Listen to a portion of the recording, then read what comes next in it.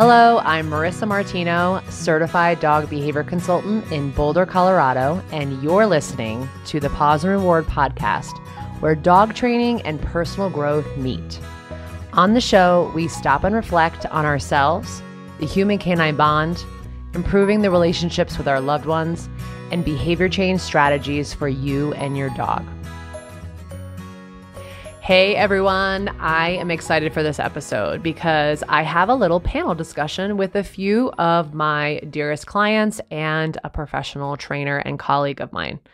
We are going to be talking about how to take care of ourselves while we take care of our four-legged friends.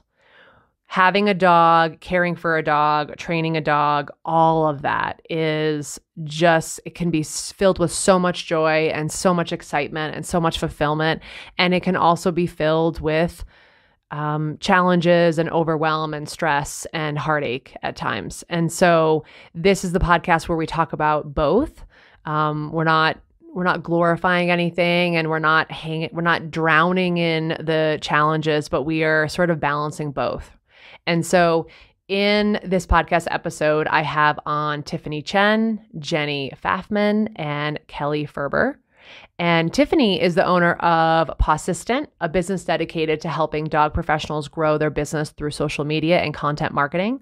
Her mission is to help educate pet parents with credible information from certified pet professionals. Jenni Pfafman is a certified dog trainer and behavior consultant in Crested Butte, Colorado. She is living in my state as well. She owns and operates Elevated Dog Training and is also a co-founder and board member of the Humane Alliance of Rescue Trainers, a nonprofit organization that matches trainers with fostered, newly adopted animals to provide free behavioral support. Amen to that. We all need that. And newly adopted dogs and their people also need that. So yay for that organization. And then lastly, Kelly Ferber is a pet parent, and she was a Paws and Reward podcast listener, and she had read my book. And she was searching for an in-person trainer for her dog Ruby, and she wasn't finding what she needed. So she reached out to me and was one of my first virtual clients. I was like, I don't know how to do this, but sure, I will give it a go. And we have been working together for a little bit under a year. So we have developed this beautiful relationship, and it's been amazing to see her dog Ruby thrive. So that's a little bit about these three lovely people that you're going to hear and listen from. I'm going to ask them some questions, and they're going to share their experience. And I hope that you hear yourself in them and feel a little less alone when it comes to taking care of your dog. I hope you enjoy. Hello, listeners. I'm really excited today. We're doing something a little different. I am joined by my clients and colleagues, Kelly Ferber, Tiffany Chen, and Jenni Pfafman. Welcome, everyone. Hi, Marissa. Hey, thanks. Hello. So happy to be here. So excited for everyone to be here. So I'd love for each of you to say hello, how we met, and who you share your life with. So we'll start with Tiffany first. Hey, everyone. So my name is Tiffany. My dog's name is Citric. I met Marissa sometimes last year when she reached out to me for help with social media. So I've been working closely with her, and I learned so much about training and the relationship with my dog just by working with her. Awesome. Thank you. And you are a lifesaver and so talented. So thank you. We will link to all of your amazing website, and so other folks can get in contact with you as well. Nice. Thanks. So let's move on to Kelly. I am a pet parent, and I have Oliver, who is 6, and Ruby, who is 4. And I met Marissa last summer, reaching out to her to get training help with Ruby. Awesome. And I love working with all three of you. So much fun. And lastly, Jenni. Yeah, I'm Jenni. My dog is Coyote, Kai for short. And I first met Marissa at an evening with Dr. Susan Friedman and Kathy Sadeo back when time made a little more sense. I think it was in 2019 at the Boulder County Humane Society. And I recognized your voice because I was such a huge fan of Canine Conversations podcast. I'd never Awesome. seen you before, but I heard you speak. I was like, oh my God, it's Marissa Martino. That's We could have funny. had Dr. Susan Freeman and Kathy today. So I introduced myself to you, and that was the first time. That's right. And you are also a professional trainer. Yeah. Yes. Awesome. Okay. So, since we have professionals, colleagues, clients, we're going to just have you we're going to have a conversation about your experience as a pet parent. And so I want to say, what is the best thing about being a pet parent, and what is a challenge that each of you face? So we'll start with Jenni. It's hard to pick one thing for either of those questions, but I think the best thing for me about being a pet parent is the connection I feel with my animals. And if you've felt this connection, you know what I'm talking about. And if you haven't, I hope that you do someday. But there's something very, very special about having a deep connection and a feeling of trust with another species. And they bring me so much joy and make me laugh. And I think the most challenging part for me is always wondering whether or not I'm being a good enough pet parent. That's one of the things this course really has helped me kind of come to terms with sometimes, because they don't speak our language. It's difficult sometimes to know what they want. And I think all of us would agree, and many of your listeners would agree, that it's no longer enough just to provide basic needs for the animals in our lives, that we really want to give them a life that's rich and full of experiences that they would choose. And it's challenging sometimes to figure out exactly what's best for them in that way. Yes.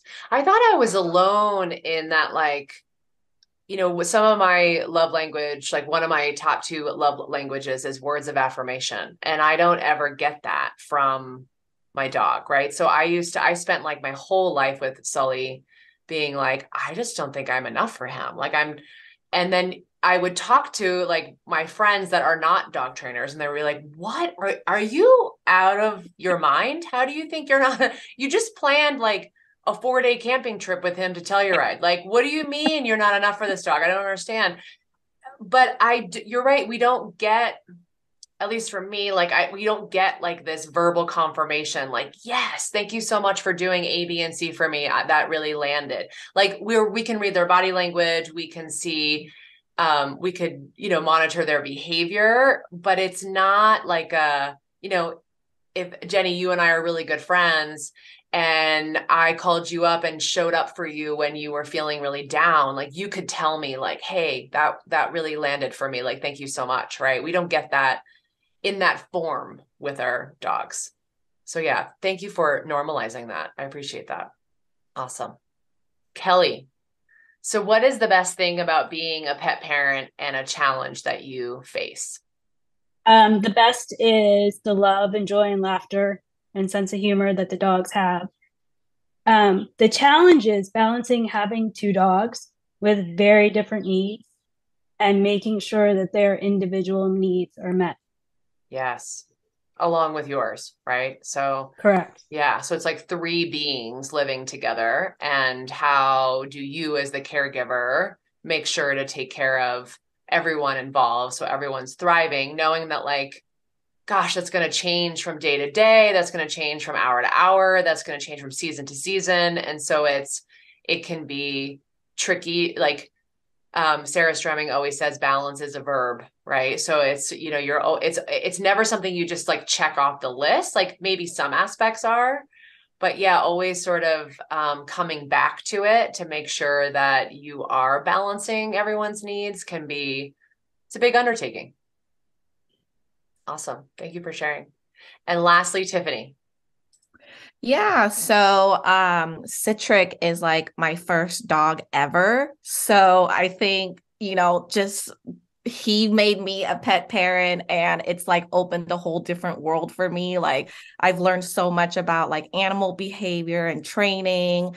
I feel like dogs just teach us so much about life in general. And, it's opened up like joining a community, all of those things. I started my business focused around dog training. So it was just, yeah, that's the best thing. More than one thing, but yeah. Yeah, I love it. And then one of like the biggest challenge that I face is that I feel like because we got him as a puppy, I am always blaming myself for his behaviors. And I always struggle with feeling like, his behaviors are a reflection of me. And there's just like a lot of days where I go down like this shame spiral, like wishing that, oh, I should have done this differently when he was younger, or maybe I'm not doing enough for him. And kind of similar to like what you guys were saying, like I feel like, friends and family don't really understand where I'm coming from. They just kind of feel like I'm like doing too much for him. But I just feel like, and it's also like a challenge with that is like feeling like I'm very like lonely in the way, like with the problems that I'm facing with my dog. Yeah. Yeah. It's interesting how all three of you talked about, like, I mean, I guess the question is, what's the best thing about being a pet parent? What's a challenge? None of you said that the dog's behavior was a challenge. I thought that was really interesting. All three of you talked about like, am I doing what's right for this animal? Right. So like a lot of pressure on yourself, and do I have a support system to reflect back to me that I am doing the right thing for this animal? How do I balance my needs and their needs? Like all of this is, like it's very conscious of all three of you to be like, yeah, it's not just about blaming the dog and the dog's behavior and all of that. It is more about like, gosh, like what is my role in this as well, which I so appreciate that the three of you are awake to all of that. And I know that my listeners can relate to everything that you have said. So thank you for being vulnerable and sharing that. Like, yeah, this is filled with so much joy, and it is also really hard, right? Definitely. It's sort of both. So all of you recently took my reflective relationship program. We had so much fun. It was 3 months long. I cannot believe that it came and went. It was so great. And a little bit about the program for the listeners. Like I said, it's a 3-month program, and every other week there's a new module released. And it's highlighting one of my 6 connection principles and all the skills within each principle. And then you guys did homework in terms of like how to implement this in your life with your dog. And then the following week is where we had a ton of fun, and we would hop on a live community call where we would discuss the homework, learn from one another, and grow in community, which is potentially, I think, everyone loved the community aspect, but like Tiffany, I wonder if that helped you feel less alone then. Yeah, definitely. I'm like, wow, I found my people. Yeah, it's so awesome. So I wanted to ask, what is the most valuable lesson you learned and have implemented like into the life with your dogs? So let's start with Kelly. The most valuable lesson I learned was looking at a situation through the lens of the connection principles. And it can be a work in progress for a while, but the principles make the problem solving easier. And how I have implemented that with my dog is I've really worked on building a stronger relationship with both dogs individually. And I find that once the trust is built and the relationship is stronger, that being able to slow down and listen to their opt-ins and opt-outs makes training so much easier. Love that. Yeah, like how did you know, Kelly, when you felt like the trust was built or not even built, right? Because it's a thing that's ongoing, but the trust was deeper. Like what did you notice? working with Ruby on cooperative care, which once she trusted me, the opt-ins were more consistent. What about you, Jenni? Okay, this is another hard question because I learned so many things that have improved my relationship with my dog.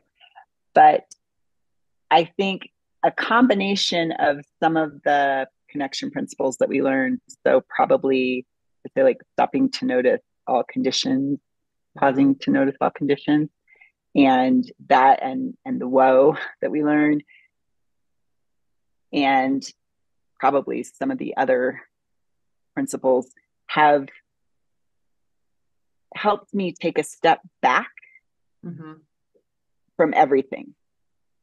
And how I've applied this in situations with my dog is when I'm looking at antecedent arrangements, I consider apart my internal state as one of the antecedent arrangements. And I adjust whatever I'm doing with my dog accordingly. So if I'm already really stressed one day and I want to do a training session with her, even though it's something about me, it's not necessarily her, I'm going to lower the criteria for her in the training session.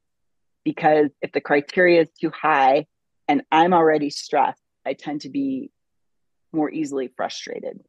That's so brilliant. And also, you know, if I'm going to go out for a walk with her and I'm feeling really stressed already, I'm going to go on a walk where we're very unlikely to encounter anything that's going to be stressful for her.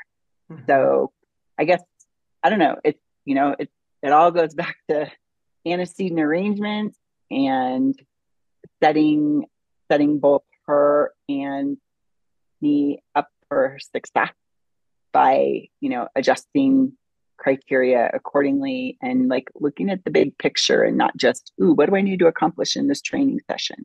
But backing up and saying, how can I make this a successful, however I want to define that, experience for both of us, or a successful day for both of us. Yeah. I love that, because you're basically saying that if you're taking a moment to pause and notice what your internal state is, and how is your internal state going to affect the situation in both maybe a positive or a negative way. And so how do you set not only your dog up for success as a trainer, that's what we're taught to do, but how do I set myself up for success? Like, how do I also have a positive emotional experience to what we're doing together? Tiffany. So for me, one of like the biggest like light bulb moments that happened during the course was, Marissa, when you said like, you know, we as pet parents, we're all caregivers, and like we really need to support ourselves in order to like give away that care for the dogs. And so like my biggest lesson was like, wow, like, yeah, I am just as important in this relationship too. And I've definitely learned to give myself a lot more grace, because I feel like before I used to always have this voice inside of me that's like, oh, you are not doing enough for him. You're not doing enough training, not enough enrichment, like not enough walks. And I like these thoughts like was really like putting like this weight on my shoulder. And it's just like, you know, it added up like that resistance against him, where I'm like, you know what, like I'm a bad pet parent anyway. So why should I keep trying, or something like that? And, you know, I've learned that like, you know, throughout this program, like, you know what, we may not be at a place where I want us to be right now, but I've like worked really hard to get to where we're at. And, you know, his needs are definitely met every day, so that I don't need to like give myself this pressure. And, you know, and then another thing that I've learned is like, you know, celebrating often and actually like reflect on the progress stuff we've made. And I've learning to like, zoom out on the situation whenever I start to feel like really frustrated with him, and kind of like, pausing to actually like appreciate the little things. And I think doing that is actually helping me like relieve some of the pressure that I'm giving myself. And then it's making me more excited about training now instead of like adding resistance against it. Amazing. That's so cool. Yeah, I love that. It's funny. The other day I was, I just moved. And so Peru is having a lot of, I would say like transitional stress. And she broke out of her crate because it wasn't latched appropriately. So when I was away, so I'm thinking, oh my gosh, we might have separation anxiety. I'm like going down the rabbit hole of like being really stressed, and called up my support system to figure out what we could do. And we have figured out a system on how to leave her home alone. And I'm very happy to report that she is relaxing and sleeping and not experiencing signs of distress. But during it, I was like, Marissa, take a moment and celebrate all the amazing things that she has done well during this transition, even though this is really stressful and scary for you, especially because I'm getting ready to leave to go out of town. And I'm like, oh my gosh, the dog sitter won't be able to leave her home alone. And I'm spiraling, right? Like going to this anxious place. And I was like, wait, she has acclimated really well to the slick floors. She is sleeping soundly throughout the night, right? It's like just finding those moments of celebration, or like, wow, I was able to meet her needs with 4 off-leash hikes this week. Like, she's able to rest during the day, right? So being able to celebrate that instead of always focusing on what we haven't done or what we quote unquote should do or whatnot, I think is, it's just way kinder to ourselves. Like we're so kind to our dogs, which is lovely. And I just think that we need to extend that kindness to ourselves, right? We're all trying the best with the tools that we can in that moment. So throughout this episode, you might be like, what the heck is the Reflective Relationship Program? And I am here to tell you what it is. It is my 3-month live intensive program where we explore ourselves through the relationship with our dogs. This program cultivates the necessary human end of the leash skills for successful training sessions, sustainable behavior change, and connected relationships. This program is designed to expand your self-awareness through education, deep inquiry, and exercises with your dog. You'll gain a deeper relationship with your dog and, more importantly, yourself, a productive mindset, and an integrated experience with my 6 connection principles. We are still offering the early bird pricing. We have one more day for that. It ends April 4th. You get $110 off the course. So if you visit my website, pawsandreward.com/relationship, you can sign up today with that early bird pricing. Cart opens until April 11th. Early bird pricing ends April 4th. So I hope I see you in the program. And now back to our show. Awesome. I'm curious, since all of you know, and folks that listen to the podcast, like you said earlier, Tiffany, like there's so many things that we can learn about life from our dogs. And I think Kelly, you had mentioned it to me offline about like, gosh, learning about these skills or practicing these skills with my dogs have been like this really safe space or safe container to exercise these skills, sort of try, pivot, change in this safe space. And then I can take this learning and utilize it in my relationship with myself and my relationship with others. Mm-hmm. And so I am curious to all of you, if you've learned something that you are taking with you to support your relationship to self and relationship to others. So we'll start off with Tiffany. Yeah. I'm doing a whole lot of celebrating my dog, celebrating myself, and celebrating the people in my life. Like I said, I've always feel like not even just with my dog, but with everything that I do in life, I'm just like, I'm not doing enough. And so like using what I've learned from the program, like, I'm pausing and reflecting. I haven't like had a journal or a diary since I was like so young. So I actually like picked that back up during the program. And every night before I go to sleep, I'm literally like sitting there and thinking about, okay, what is all the stuff that I've actually done today? And I literally have like a small section where I write out like my win of the day. And it's always something like so simple, like I listened to what I needed today and I decide to take a long lunch break, right? Or, without feeling guilty, or like, I felt frustrated today, but like I was able to catch that thought and like I did a shake off. And I'm learning like, you know what, these are things that does deserve some type of recognition. And I feel like I've always just kind of like brushed it off or it's no big deal. But, after the program, I'm like, no, like that, I deserve to be celebrated. Yes. And for my relationship with others, it's, learning to become more curious about like their actions and behaviors. If I will learn to like ask more questions if I'm not understanding somebody's point of view instead of like, being reactive or getting defensive. And then, when conflict does come up, I'll literally like catch myself like, okay, like take a breath, take a pause, like let's zoom out before I actually respond to the person. So I feel like those have all been like really great on like improving those types of relationships. That's amazing. Like lots to celebrate there. I love that. Yes. Awesome. Kelly, what about you? The connection principles have become part of my everyday life, and I have Post-it notes all over my house and in my office at work. I love it. With reminders of points from the program that resonated with me.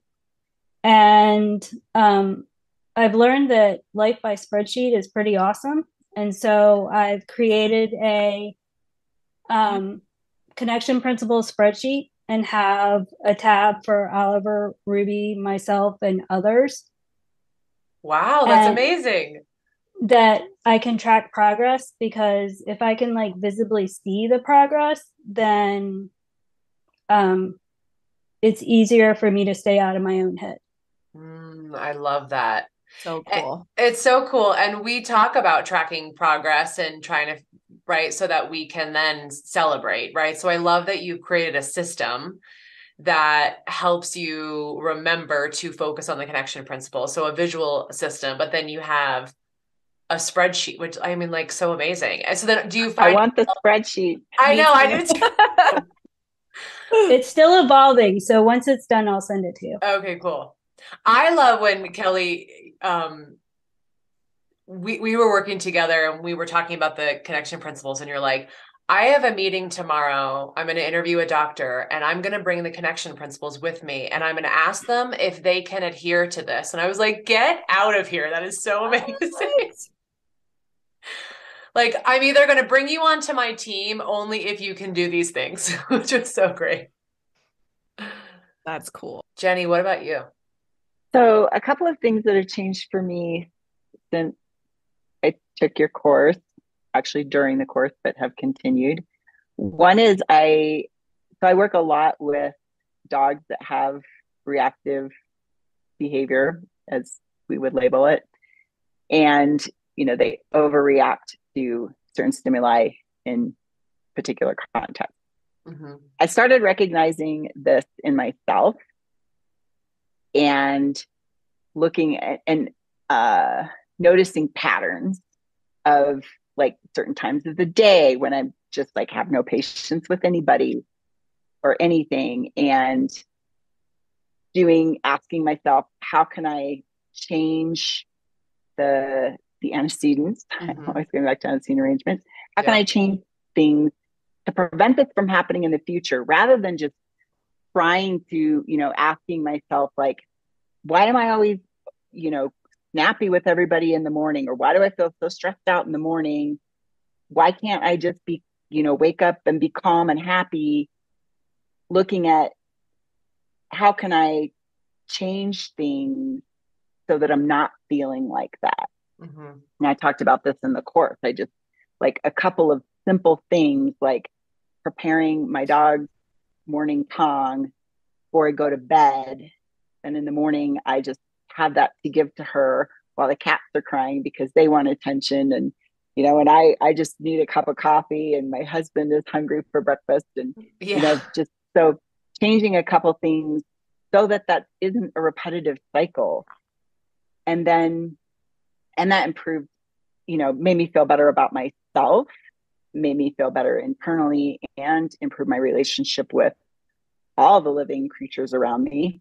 Mm-hmm. And then the other thing is expecting less of myself in times when I am feeling a lot of stress and I am not able to anticipate that it's going to happen. One of the ways that when I'm feeling a lot of stress or really upset about something, I'm not really aware of it until I see patterns in my behavior that I don't really like not having any patience with anyone. And so one thing I've started doing with my husband is telling him, hey, I am feeling like really like I have a very low reserve today. Mm-hmm. So if I snap at you for something that seems really minor, please know that it's nothing that you did. It's just that if my baseline level of stress is normally a 4 and some minor irritation would bring me to a 6, some days my baseline level of stress is an 8 and a minor irritation is going to make me explode, on a scale of 1 to 10. So just having a little more self-awareness. And then I guess it's kind of advocating for myself or advocating for my relationship by verbalizing how I'm feeling. And, rather than trying to suppress it and beating myself up for being that way, recognizing it, voicing it. And then by doing so, I am less likely to lose my temper. Yes. Does that make sense? Yeah. Yeah. You're shining so much awareness on how you're feeling. Right. So, and that takes, that's what pausing to notice all conditions, the first connection principle is all about, right? Is really is getting into the habit of like checking in with yourself and going, how am I feeling today? And how might that impact my dog, myself, my relationship with others? Yeah. And then you actually advocating for yourself and your relationship. I love that you brought that into it. Love that. Awesome. You guys are crushing at life, is what I want to say. Okay. So our last question is, what was your favorite part of the program? Right. We talked that there was modules, there was homework that you can practice with yourself and with your dog. And then we had our live calls. But what was the favorite part for you guys? We'll start with Jenni first. Okay. I'm going to guess that we all have the same favorite part. I'm going to guess you all have the same answer as well. I almost was going to say 1, 2, 3, all of you answer at once. My favorite part was the live calls. And I missed one, which I went back and watched the recording, but connecting with the other people in the course and connecting with you, Marissa, in that way just added so much depth to the program and to the quality of what I was learning. And yeah, I mean, it's one thing to watch a webinar. Like the webinars on their own were very valuable. The homework was very valuable, but the discussion with the other people in the course, and I learned so much from everyone. Same. Mm-hmm. And yeah, I mean, I could, if I could just fill a page with things that people said that I was like, oh my God, Yes. why did I know this before? Yeah, you were also brilliant. Like I was like, yes, like, oh my gosh, I didn't think of that either, right? Like I love learning in community in that way, right? And knowing that like you all are naturally creative, resourceful, and whole. Like your relationships are already whole, right? Like no one's trying to fix anything. It's just let's learn from one another. This human experience can be challenging, and gosh, yeah, I learned so much from all of you. It was such a gift to me. Yeah. Definitely my favorite part. Yeah. And I'm seeing shaking heads from Kelly and Tiffany. So Tiffany, do you want to share? Just what Jenni said. Just kidding. Ditto. I'm like, that's it. No, yeah, honestly, like everything that I learned from the module, like, you know, they are skills that like I feel like so deeply like integrated with me that I'm just gonna like take these skills like with whatever I approach and do in life. But yeah, definitely like the live calls was like something that I looked forward to like every time I finished the module and the homework. I'm like, I cannot wait to talk about this with everybody, like see So what great. their thoughts are. And I like it was so crazy. Like, just, you know, I think like during the first or second call, I'm just sitting here and I like could literally relate to what everyone was saying. And I'm like, wow, this is, yeah, these are my people. And like, I think for like the first time ever, I like felt less alone in my journey with Citric.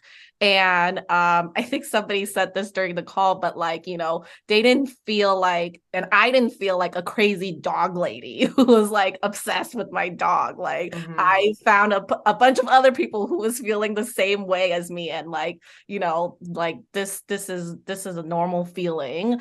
And yeah, every time we finished the call, like I really felt like my cup would be so filled, and I was just excited for the next call to come. Love that. Yeah, I love that. Someone did bring up like crazy dog parent, and I reframed that, was like, oh, can we maybe call that a conscious dog parent, right? Like that you're self-aware and you are focusing on the relationship. That's not crazy, right? Yeah, So definitely yes, not. I love that. Marissa, can I say one more thing? Yeah. That just occurred to me, that there's a difference between knowing you're not the only one dealing with a particular situation or experiencing something.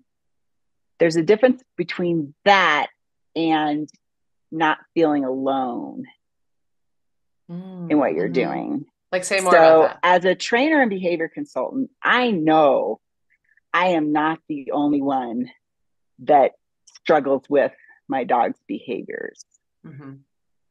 But I don't, and I have a really strong connection with some of my clients, and I share things with some of my clients, but I share it more from a point of empathy, letting them know they're not alone in this.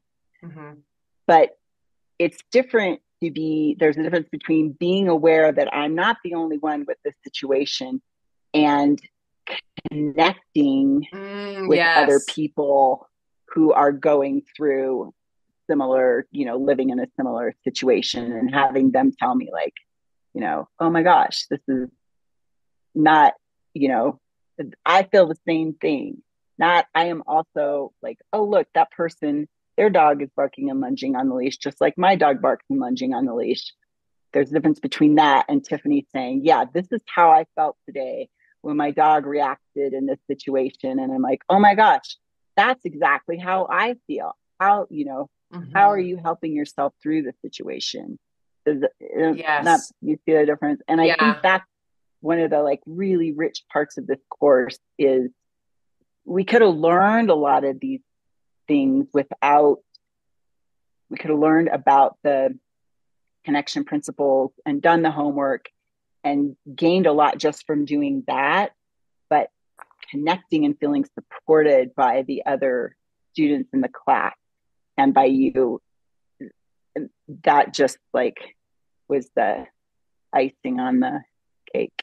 Yeah, that's a wonderful point. Thank you for bringing that up, because what I'm envisioning, right? It's like if I like rationally, I know I'm not alone. Other people struggle. But even as I maybe tell myself that, I am alone as I tell myself that, versus I'm having a conversation with Kelly and being like, hey, today was a really hard day. And you were like, get out. Like yesterday was a really hard day. We're in community connecting and supporting one another. We're still we have the awareness that we're not alone, but we're talking about it and connecting together. It just like, talk about the icing on the cake. It just makes it feel like I feel held in that way, right? I guess is like, it's very healing like to be in community and to be talking about this.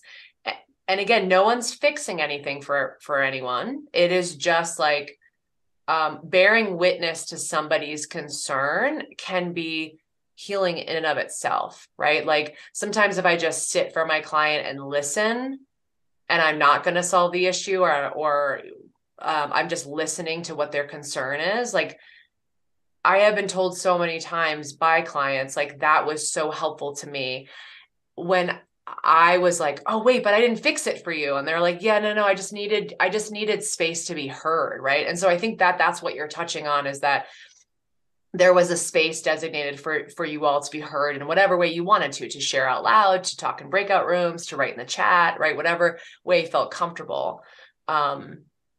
So yeah, so thank you for your vulnerability and for leaning on each other in that way.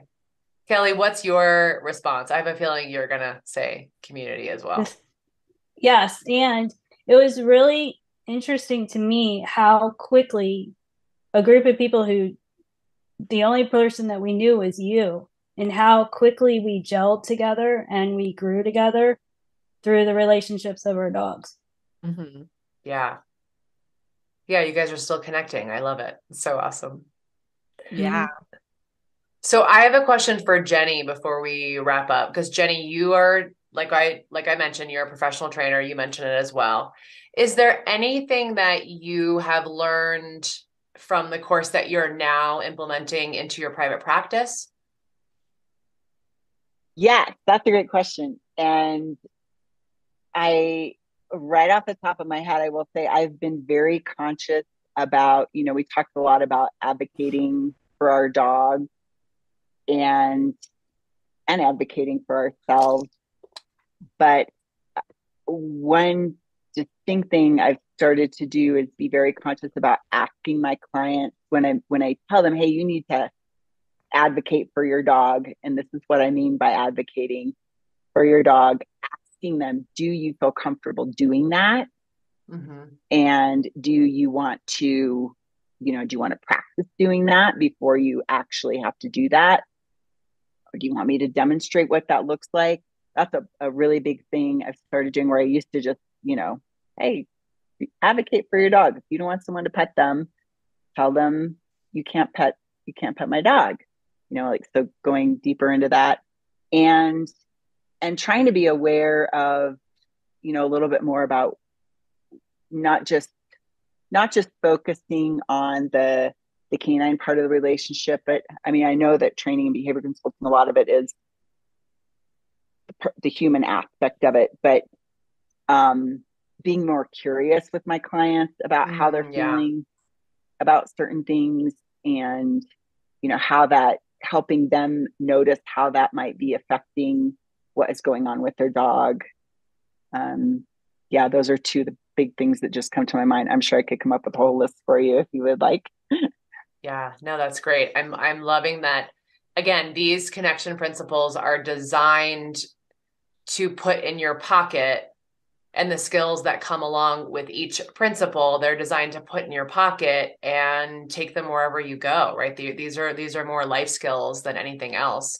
And there's just a variety of different avenues or relationships or dynamics that you can apply them to. So I love to hear about like how you're doing that with your dog, yourself, your like practitioners, your clients, right? Like really anyone, your loved ones. So thank you for being a part of the program, and thank you for your vulnerability in the program and on the podcast today. I appreciate it. And I hope that our listeners can hear themselves in your experience. And I hope that they were able to walk away feeling less alone today, having listened to you and offering themselves additional grace that, like, again, we're all trying to do the best that we can. And there's room to celebrate a lot. Thank you for bringing joy and celebration into times when it's challenging. So thank you to all of you. Thank you. Thank you, Marissa. Thank you. Safe space for us. Anytime.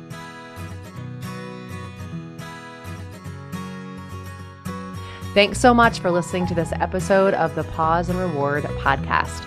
If you want to find me, Marissa Martino, visit pawsandreward.com or check me out over on Instagram, Paws and Reward. See you soon.